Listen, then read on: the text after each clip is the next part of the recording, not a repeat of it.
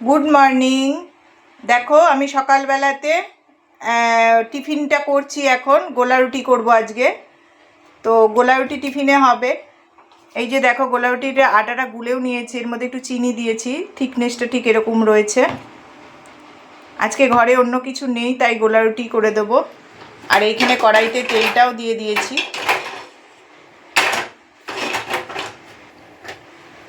দেখো তেলটাও দিয়ে দিয়েছি।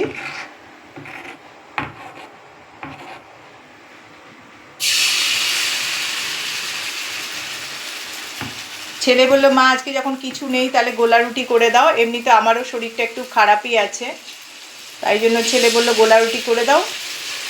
এই হচ্ছে গোলা রুটি, চিনি দিয়ে গোলা রুটি করছি। এমনি সময় আমি এবার ঝাল করেও গোলা রুটি করি, লঙ্কা দিয়ে পেঁয়াজ দিয়েও করি। তা আজকে আমাদের সকালের টিফিনে হবে এই গোলা রুটি।